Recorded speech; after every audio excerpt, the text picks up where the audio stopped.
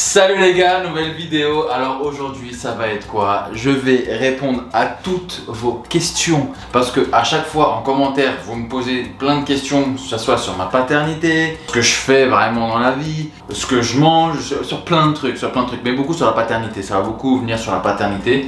Et comme voilà, Chéral avait fait une vidéo, elle m'a dit mais pourquoi je fais pas une vidéo où toi aussi t'expliques. Après moi c'est pas trop mon truc, donc je me suis dit vous savez quoi? Je vais faire un mukbang où je réponds à vos questions, mais pas n'importe quel mukbang les gars. Vous me connaissez, ce que j'ai fait, c'est que je suis parti à Picard et j'ai pris que des trucs Picard et je vais me péter le bide avec des produits Picard tout en répondant à vos questions. Je vais vous montrer déjà les articles que j'ai achetés.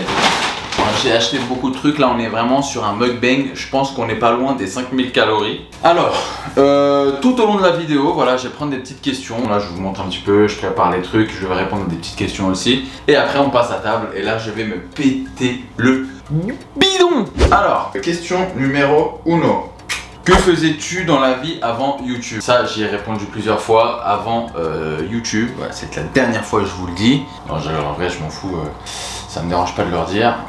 Avant YouTube, j'étais ingénieur d'affaires. J'étais génie électrique, spécialisé énergie renouvelable. Après, j'étais technico-commercial, pareil dans le même domaine. Et ensuite, j'ai intégré une école de commerce et je suis devenu ingénieur d'affaires en haute technologie. Et j'ai bien sûr tout arrêté pour vivre ma vie de mec qui mange Picard. Voilà. Putain, mes anciens chefs, s'ils doivent voir mes vidéos, ils vont dire putain, il est tombé bien bas lui. Premier article, c'est une pizza. Là en fait j'ai pris plein de trucs, à chaque fois je passe devant, je me dis putain j'aimerais trop goûter ça genre. Là du coup, là je les ai pris, je vais terminer ça. Une pizza créative, pizza à la montagnarde, c'est raclette, lardon, oignon. Voilà, c'est celle-là. Et en même temps, je fais des petits crash tests de produits Picard. Voilà, ceci n'est absolument pas sponsorisé. J'en ai eu pour 60 balles, ok, dans cette vidéo. Donc c'est pas sponsorisé, j'ai tout payé. Ensuite, deuxième question. Comment s'appelle votre petit bout? Alors, il s'appelle, je vous le dis pas, ça on va le garder secret à 100%, voilà, on va pas le montrer, voilà, c'est notre petit cocon, c'est notre petit nid. Après voilà, chacun fait ce qu'il veut, si tu veux le montrer, tu le montres, nous c'est vrai qu'on veut pas, on veut le préserver au maximum. Donc, ensuite, ce que j'ai pris, c'est des 8 mini croissants apéritifs, voilà, ça j'ai vu, je me suis dit ça va être pas mal, je les ai jamais vus. Ensuite, des crevettes panées, voilà, simple. Ensuite, je vous ai pris des beignets de crevettes avec sauce aigre douce. Quand je vais au restaurant chinois, je kiffe ça, ça depuis que je suis tout petit. Ça, c'est un des trucs préférés à mon père aussi. Donc, je vais goûter pour voir s'ils sont bons, parce que je suis très pointilleux sur ça. Un bagel. Voilà, bagel au thon, au saumon. Je voulais goûter, donc c'est 2 minutes au micro-ondes. J'ai pris aussi des mini wraps. J'adore les wraps. Les wraps, c'est ma vie. J'ai pris du guacamole épicé, que je vais bien sûr manger avec des Jimmy's Supreme Nachos Salt Blue Corn. Voilà, c'est des nachos bleus. Je sais pas comment c'est fait, mais je me suis dit ça peut être sympatoche à regarder. Ensuite, j'ai un flan super bon. Ces flans là ils sont super bons. Et même certaines boulangeries sont pas aussi bons que ceux-là. Ensuite, des mozzarella sticks, je crois. Et en dessert, j'ai des mochi. Ceux-là, ils sont super bons, je vous les avais déjà présentés. C'est mes mochi préférés. C'est les passion, litchi et fraises. Moins fan des litchis, mais même comme ça, je vais les manger parce qu'ils sont quand même bons, même si je suis moins fan. J'animerais quand même grave bien un jeu télé, je trouve. Alors, je vais vous répondre à une petite question. Où te vois-tu dans 20 ans? Alors, dans 20 ans, j'ai quel âge? Dans 20 ans, j'aurai presque 50 ans, j'aurai 49 ans. Putain, à 49 ans, je me vois où? Franchement, je sais pas. Moi, tant que je m'amuse dans la vie, c'est la preuve, hein, je suis prêt à tout arrêter, à prendre énormément de risques dans ma vie pour m'amuser, être libre. En vrai, tant que je suis libre, moi déjà, je me vois pas être enfermé quelque part à travailler et pas voir mon ou mes enfants grandir, parce que pour moi la richesse c'est vraiment de pouvoir organiser sa vie pour en profiter au maximum de ses proches quoi. Donc moi à 49 ans je me vois multimilliardaire qui s'enflamme. Non ouais voilà, vivre des rentes et des placements que j'ai fait déjà aujourd'hui et de ce que je vais et dans les 10 prochaines années, et pourquoi pas un petit peu lever le pied et profiter au maximum de la vie, parce que 50 ans tu commences déjà à être un peu vieux, même si ça va en vrai, 50 ans t'es pas assez jeune mais t'es encore bien quoi. Donc profiter de mon âge et profiter de la vie, profiter de mes enfants, profiter de mes proches. tout en travaillant un minimum parce que j'aurais travaillé un maximum pour être tranquille à 50 piges. Dites-moi en commentaire si vous avez déjà mangé ce que j'ai pris là, si vous avez déjà goûté des trucs. Est-ce que je fais tout? Ouais, je fais tout. En plus de ça, je viens de sortir de la salle, c'est pour ça que je suis comme ça là, hein, bien sûr. Là, c'est mon accoutrement sportif. Donc voilà, hein, j'ai commencé un nouveau programme avec un nouveau coach. Parce que maintenant mon coach, c'est mon partenaire de muscu. C'est plus mon coach, parce que c'est le coach de mon coach maintenant. Ce qui serait pas temps de vous lire une petite question. C'est marqué regret. Je pense qu'il n'y a pas de regret d'avoir un enfant, non? Absolument pas. Zéro regret. Fatigué. Ah, c'est la même. Fatigué, oui. Alors, je suis fatigué. On est tout le temps très fatigué. Mais ça va. C'est supportable, vraiment. La fatigue est supportable. Après, moi, c'est parce que j'enchaîne beaucoup de choses. Je fais en ce moment beaucoup de sport. Je dors forcément moins bien qu'avant. Mais en vrai, ça va. C'est pas à se plaindre. Et le taf. Donc voilà, c'est un petit mélange de tout qui fait que je suis assez fatigué, psychologiquement fatigué. Mais ça va. Donc là, j'ai mis les petits croissants et la pizza à chauffer. Là, ce que je vais faire, c'est que je vais commencer à mettre ça avec les beignets de crevettes. Et ensuite, quelques sticks, je vais pas tout faire. Et bien sûr, je vais faire chauffer ça. Ça, il faut juste que je le décongèle. Et ça, que je le décongèle. Et ça, que je le décongèle. Donc, je vais vous montrer comment c'est à l'intérieur. Oh, c'est tout petit, mais ça va. Ça va se déglinguer facilement, ça. Le guacamole, il est super bon.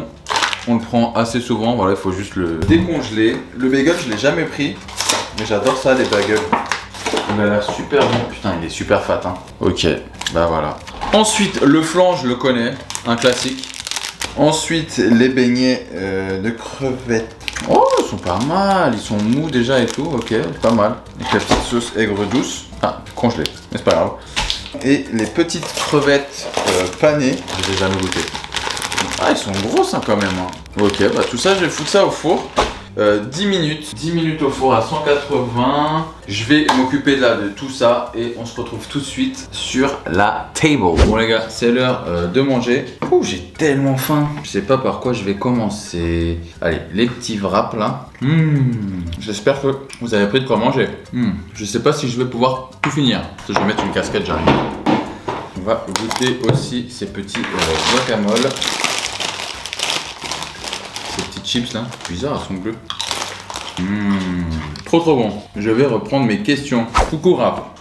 Est-ce que ton nouveau rôle de père a tout de suite été inné? Alors, moi j'avoue qu'au début, j'ai eu énormément de mal à changer les couches. J'avais trop peur de mal le faire, de prendre le petit, vous savez, de mal contrôler ma force, au final de faire mal. Donc, disons que le premier mois, j'ai eu énormément de mal à lui changer la couche. Bon là maintenant ça va, hein, je peux le faire tranquillement, je le fais même vite et tout, il n'y a aucun souci. Mais ouais, au début j'ai eu trop de mal, c'était vraiment un des points où j'avais le plus de mal. Concernant les biberons et tout, bon là le petit il est au sein, au début il était pas au sein, donc à tirer son lait, quand moi je lui donnais le biberon la nuit, je me réveillais, bah maintenant il est à 100% au sein, donc sur ça c'est plus moi qui m'en occupe. Mais c'était pas inné, si tu fais, déjà on t'apprend à la maternité comment faire, tu sais, tu vois, si le petit il a mal, si tu fais mal, tu vois, de toute façon il va communiquer avec toi. Hein. Tu vas voir, il va faire ça, il veut pas. S'il pleure, il cherche encore, c'est qu'il a encore faim. Donc vraiment, tu vas vite comprendre comment il marche. En vrai, oui, c'est inné chez tout le monde, je pense. Hein. C'est pas que chez certaines personnes. C'est pas mal les croissants, je pensais que ça allait pas être ouf, mais c'est vraiment pas mal. Alors, question suivante. Est-ce que toi aussi tu as vécu une espèce de baby blues, comme ça arrive parfois aux parents? Pizza, elle est excellente. Ça manque de boisson gazeuse. Je reviens tout de suite. C'est ici. Alors le baby blues. Au début, j'avoue que surtout quand j'ai arrêté de lui donner le sein, quand j'ai arrêté de lui donner le biberon et qu'il prenait le sein, du coup je savais plus trop où était ma place. Parce que c'est moi qui me levais la nuit. Du coup, bah je me levais plus la nuit et j'avais l'impression de rien faire en fait, qu'il avait pas besoin de moi. Et t'as l'impression que t'as moins ce rapprochement qu'il a avec la mère, ce lien. Déjà, dans le ventre, t'es assez frustré parce que bah tu vis rien, hormis toucher comme ça, tu sens des petits coups. C'est tout de suite moins fusionnel quoi. Quand il est et qu'il a allaité, bah t'as encore ce petit sentiment de moi et où ma place dans tout ça. Après, je pourrais pas dire je l'ai mal vécu, je l'ai pas mal vécu, mais je peux comprendre que certains puissent mal le vivre. Tu te poses un moment, tu te dis ok, est-ce que je vais réussir à continuer parce qu'au début c'était dur, hein, un bébé quand il naît, au début tu dors pas beaucoup, hein. Parce que t'as les colis, que t'as les trucs. En fait, moi, ce qui est bien, c'est que je me fais un agenda et je sais que tel jour ça va être ça, tel jour ça va être ça, tel jour ça va être ça. Après, il faut le respecter, le planning. Il faut tourner les vidéos, il faut faire le montage, tout ça. Bon, là, ça va, j'ai trouvé un monteur. D'ailleurs, coucou Mathis. Franchement, il me sauve la vie de ouf. Et même encore aujourd'hui, parfois, j'ai du mal à gérer le temps. Et je lui dis, putain, j'ai pas eu le temps de filmer ma vidéo. À ton avis, est-ce que tu peux me la faire pour demain, pour 2 jours et voilà, ça, c'est la vie de parents. Mais c'est que du bonheur. En vrai, c'est que du bonheur. Pendant un moment, tu réfléchis, tu te dis, putain, j'aurais pas le temps. À la fin, tu te dis, franchement, tu le vois, il fait un petit sourire. Même quand tu dors pas de la nuit, il fait que pleurer. Tu regardes, il te regarde, il fait ah. Tu peux que oublier ta nuit de merde. C'est ça qui te fait tenir. C'est l'amour que tu as envers ton enfant, genre. Mais j'ai eu ce truc où je me disais quand même, bon, est-ce que je vais réussir à continuer à faire tout ça, quoi? YouTube, Instagram, plus tout le truc qu'on fait à côté. Je disais, mais à un moment, je vais pas pouvoir suivre la cadence et j'ai réussi. Donc voilà. Est-ce que tu as pleuré en voyant le bébé pour la première fois? PS, je vous adore, toi et Chéra, les bestes. Alors non. Bizarrement, enfin après, j'allais dire bizarrement comme si je pleurais. Je pleure vraiment jamais, genre. Et c'est même pas pour me la raconter ou quoi. C'est vrai que je pleure jamais. Là, je crois que la dernière fois que j'ai pleuré, c'était à l'hôpital. Enfin, pas là, hein, c'était une fois, c'était à l'hôpital et c'était un médecin. Il m'avait mis une claque comme ça sur mes fesses. Paf! Et j'ai fait. Non, j'ai pas pleuré, par contre j'étais très content, j'avais le sourire. Bizarrement, j'étais pas trop stressé pendant l'accouchement, je faisais des blagues. Quand on arrivait dans la salle d'opération, je suis rentré, je crois que je me rappelle plus trop, mais je crois que j'ai dû dire un truc genre ouais, bon, on a besoin d'un médecin. Et je me suis assis à côté de Chéra, tu vois, c'était vraiment détente, j'étais content. Quand le bébé il est arrivé, j'ai eu le sourire, j'étais content. Mais j'avoue que j'ai pas pleuré. Pour moi, quand je pleure, c'est que je suis vraiment très très triste. J'ai pas ce truc de pleurer de joie. Dans l'idéal, vous aimeriez avoir combien d'enfants? Alors dans l'idéal, j'aimerais un garçon et une fille. Comme on dit, le choix du roi. Donc j'aimerais lui faire une petite sœur au petit bébé. Vous me croyez, je suis déjà calé là? Alors, si tu pouvais ajouter ou changer une chose dans ta vie, qu'est-ce que ça serait? Alors franchement, la dernière fois j'y pensais et je me disais, j'ai 29 ans, j'ai un enfant, je gagne très très bien ma vie. Donc du coup j'ai un travail qui me fait que je suis quand même très présent, genre pour mes proches, pour le petit je suis H24 avec lui. Pareil pour mon chien, j'en profite à 100%. Vraiment, je vois pas ce que je voudrais de plus. Enfin, après, il y a toujours plus, il faut toujours de l'ambition, tu vois. Mais après, ça, c'est en termes de professionnel. D'aisance financière. Mais aujourd'hui, j'ai réussi ma vie. Aujourd'hui, je peux te dire que j'ai réussi ma vie. Pour moi, réussir sa vie, c'est pas genre gagner des millions, c'est pouvoir profiter de tout, être libre et bien sûr bien gagner sa vie. Parce que faut pas faire les faux culs et dire ouais, j'aime gagner de l'argent, genre. Parce que moi, ce que j'aime en fait, c'est pas tant gagner de l'argent ou faire les trucs. Par exemple, Chéra, elle a ce côté artistique, elle peint, elle fait plein de trucs et c'est ça en fait qui l'a fait vibrer. C'est pas gagner de l'argent, ça va être faire les choses. Moi, ce qui me fait vibrer, c'est de créer des projets, voir comment on peut gagner de l'argent. Mais c'est pas tant gagner de l'argent, moi, qui va me faire je vais voir des chiffres et tout. Je peux pas dire je m'en fous, parce que ça serait vraiment hypocrite. Donc voilà. À quand la rencontre abonnée? Ça existe encore ça? Moi, je suis pas trop dans les trucs comme ça. Je suis trop timide et réservé pour faire les trucs comme ça. Mais dans la rue, n'hésitez pas à venir me voir. Hein. En vrai, si vous me voyez, vous m'arrêtez, je dis salut Raph, ça va? Ça me fait que plaisir. Quand on m'arrête gentiment dans la rue, on parle, on papote un petit peu. Quand je vous rencontre, franchement, c'est trop bien. J'apprends aussi à vous connaître. Alors, en tant qu'homme, comment as-tu vécu l'accouchement par la femme que tu aimes et cette nouvelle vie? Bon, j'ai un petit peu répondu déjà à cette question, mais moi, c'est un moment magique. Hein. Le plus bizarre, c'est la première rencontre. Quand tu le vois, tu te dis merde, c'est mon fils quoi. En fait, pendant 9 mois, t'as vu un ventre rond, tu savais qu'il y avait quelque chose, voilà, t'as vu les échos et tout. Et moi, c'est ça que j'appréhendais le plus. Je me disais, ouais, la première rencontre, quoi, ça va être quoi? Je vais le voir, bah voilà. Tiens, c'est à toi, occupe-toi-en toute ta vie. Moi, je sais que la première rencontre, tu sais, ça fait waouh. Tu sais, t'es là et il te le montre, tu te dis, bah, c'est mon fils, je suis papa, genre. Genre, j'étais enfant, maintenant je suis papa, genre, bah, je suis toujours enfant, hein,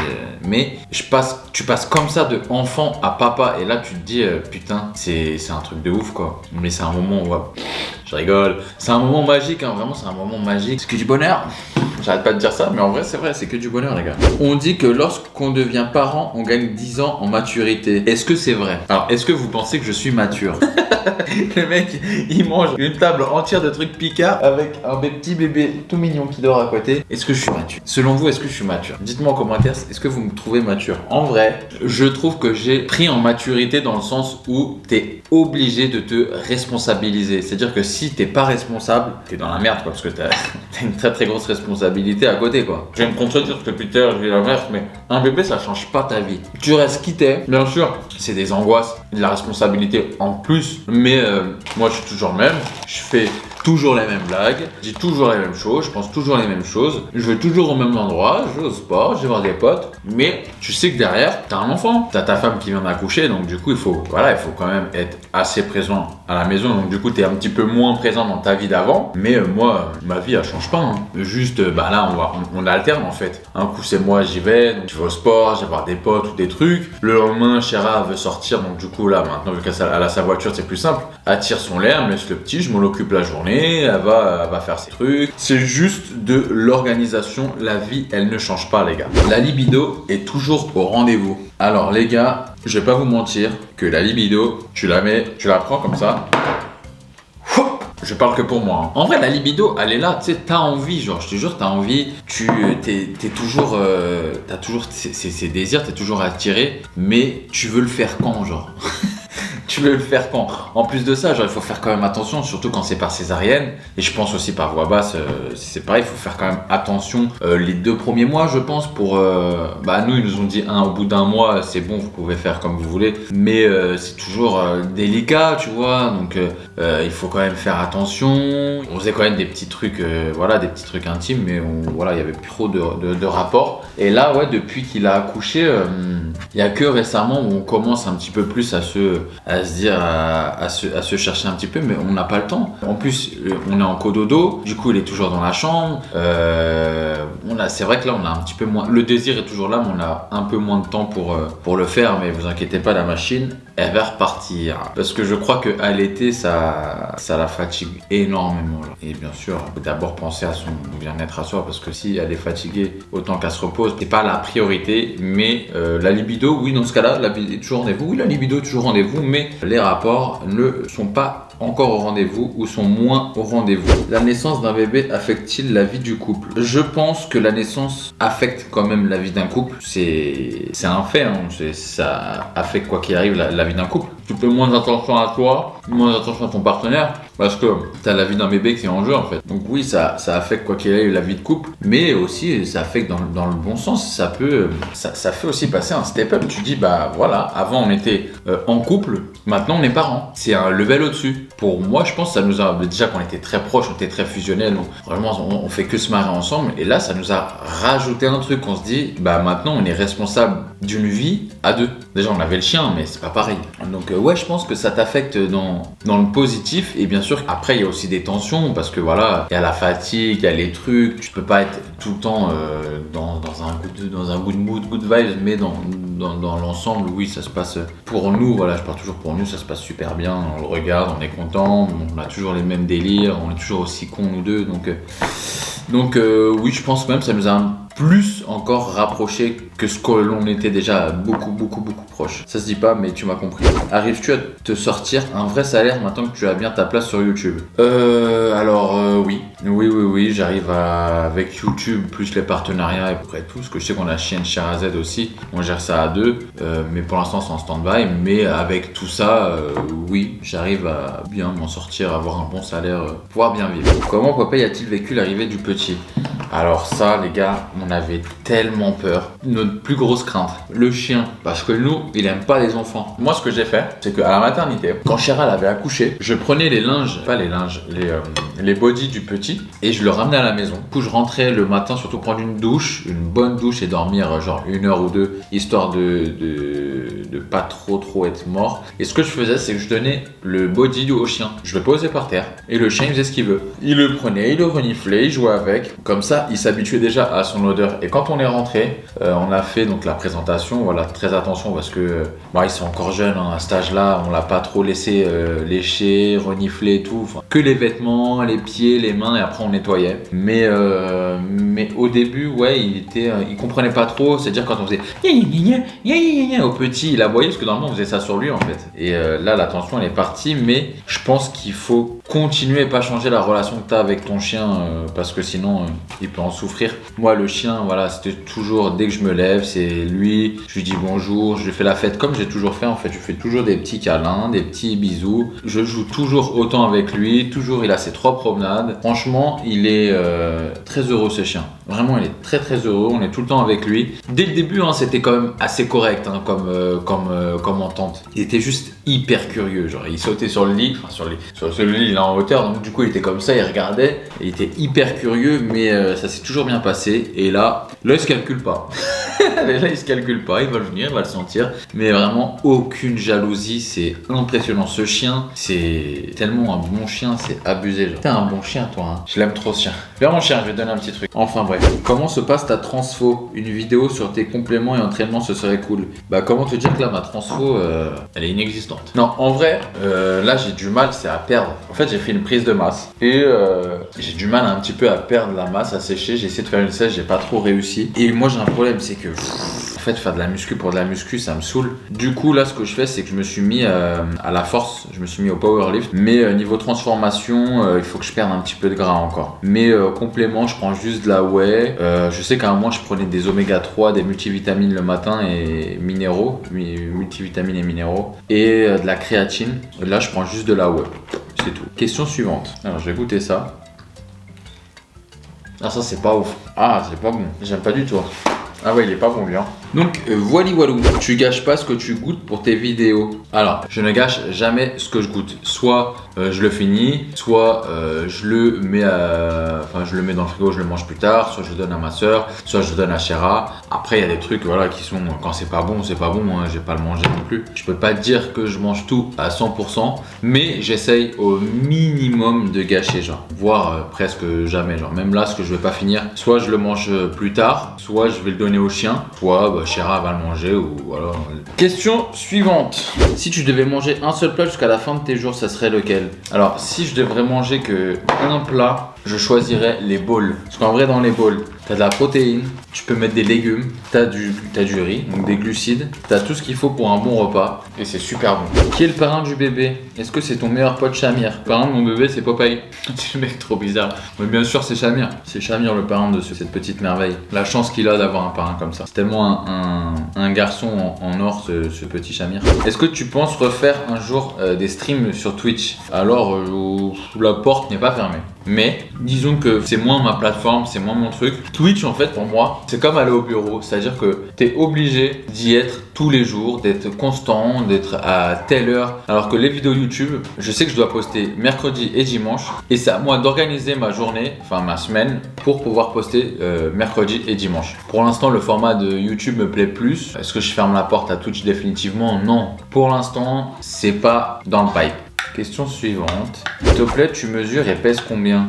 Alors, je mesure 1m88 et actuellement je pèse entre 96 et 98 kg. Mon pire souvenir lors d'un voyage, j'adore tes vidéos, continue de me faire kiffer. Et bah merci à toi. Mon pire souvenir, c'est quoi mon pire souvenir? Quand la première fois je suis parti en Thaïlande avec les cousines à Chéra et Shamir, mon meilleur pote, et un couple d'amis. On est parti en Thaïlande, l'avion a été retardé, du coup on est arrivé 2-3 heures en retard. On a loupé donc l'avion qui faisait Bangkok-Koh Samui. Ils nous mettaient au compte-gouttes dans des avions. Je suis resté pendant 5 heures debout comme ça en attendant qu'on m'appelle genre avec un panneau pour me dire que mon avion, ils m'ont trouvé une place dans l'avion. Et en fait il y avait des gens qui venaient d'arriver, qui étaient déjà appelés genre. Et je suis parti là-bas, il me dit ouais mais c'est des familles et tout. Je dis mais moi attends ça faisait quoi? Ça fait 3-4 heures je suis là, 5 heures. Et à un moment ils ont vu que je m'énervais et moi je voyais des gens s'énerver et ils les faisaient encore plus attendre genre. Et il y en a je crois ils ont attendu pendant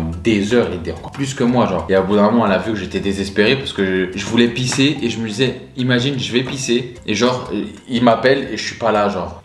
C'était horrible. En plus de ça, c'est pas fini, donc du coup, hop, ils m'appellent, ils mettent mon nom de famille, je vais les voir, je vais inventer, là par exemple, il est 14h54, 55, et ils m'ont dit, votre avion, genre, elle part à 15h10. J'avais tout l'aéroport de Bangkok à traverser, je savais même pas c'était où. Donc je passe devant tout le monde et je dis excuse me, I have a fly, je passe devant tout le monde, je commence à taper une pointe, déchirure musculaire de la cuisse. Je cours comme ça.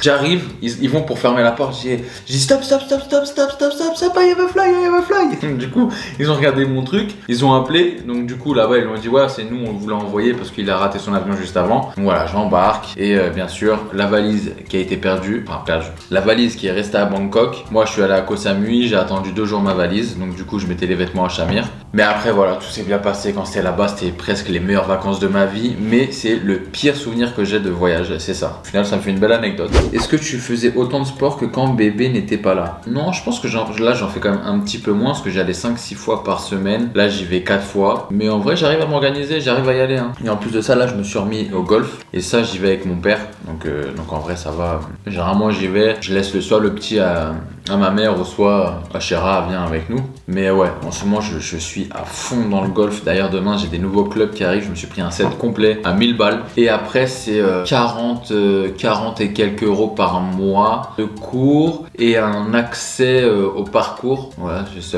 qu'en vrai c'est pas si... moi je paye 30 euros la salle de sport et voilà, c'est fitness park, c'est pas un truc de ouf. Hein. Alors que là c'est pas mal. En vrai c'est pas mal. Dans quel département habites-tu et le conseilles-tu? J'habite à Paris donc forcément oui je le conseille pour familial, commerce, transport et tout, mais en vrai je préférais habiter au soleil, à la mer, tout ça quoi.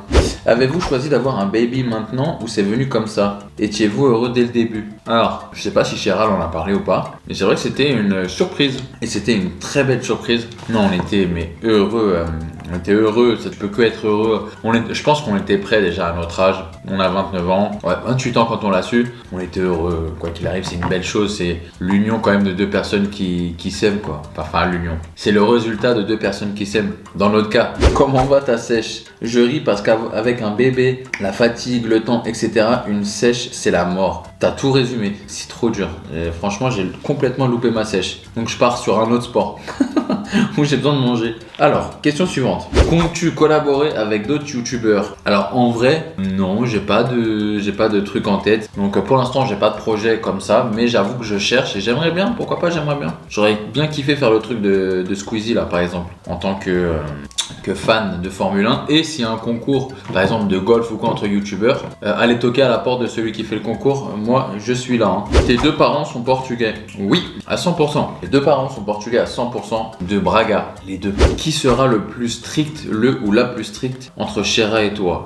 En vrai, je pense que ça sera moi. Ah, quoique Chéra aussi, elle est... En fait, nous, on n'est pas strict. C'est-à-dire que moi, par exemple, j'ai eu cette conversation avec Chéra. On disait que elle, ouais, plus tard, elle va mettre un AirTag dans sa poche et tout pour savoir où il est. Et ben moi, je suis pas d'accord avec ça. Moi, je suis pour le laisser tranquille. Tant qu'il me dit, par exemple, ouais, papa, ou ouais, maman, je suis avec telle et telle personne, j'arrive vers 18h, 18h30, quoi. Mais de là à le fliquer pour savoir il est où, en fait, après, tu tombes dans une parano. Le gosse, il aura pas confiance en toi, t'auras pas confiance en lui, t'auras pas confiance en ton éducation. Donc moi, je suis pour qu'il fasse ses propres erreurs, tant qu'il me tient au courant, tant qu'il me ment pas, tant qu'il nous prend pas pour des cons, tant qu'il fait pas des conneries. Je vais être très cool, moi je chante, je vais être un papa rigolo, je suis déjà un papa rigolo et vachement complice. J'aimerais faire des activités avec lui plus tard et tout, hein. Mais ouais, je pense que moi ma patience elle a des limites, donc je pense qu'il faut juste pas qu'il joue au con. S'il joue pas au con, on va être gentil, hein mon con. Non mais je pense que ouais, je vais être un papa gâteau, papa gaga, un papa, tu sais les papas où tu dis papa arrête, tu me fais la honte. Je vais être ce genre de papa à faire des blagues tout le temps. Genre. En vrai les gars, j'ai fait à peu près le tour du pâté de maison là. Hein. C'est entre toi et Chéra qui a eu l'idée du prénom. Voilà, ça c'est une bonne question. Bah c'est Chéra. C'est vraiment Chéra, elle a dit moi j'adore ce prénom, qu'est-ce que t'en penses? J'ai dit bah écoute, let's go, c'est un joli prénom. Si toi vraiment ça tenait à cœur, bah vas-y. Moi j'avoue que j'avais pas de prénom où je me disais il faut absolument que mon fils il s'appelle comme ça. J'avais rien en tête, je me suis dit bah vas-y, c'est vrai que c'est un beau prénom et si tu l'aimes, bah let's go. Moi ça me laisse au moins le nom de la fille quoi. Non, en vrai, même si elle a un nom de fille, vas-y, moi je suis pas Je suis pas relou. Bon les gars, j'ai fini de manger. Ce qui a pas été mangé, vous inquiétez pas, c'est pas gâché, je le mangerai plus tard. J'espère que la vidéo vous a plu, j'espère que vous en savez un petit peu plus sur moi et ma vie de daron. Les gars, on n'oublie pas les pouces en l'air, on s'abonne et on met un petit commentaire qui fait plaisir. Je vous dis à mercredi prochain pour une nouvelle vidéo. Mais le plus important, prenez soin de vous, prenez soin de vos proches. Ciao.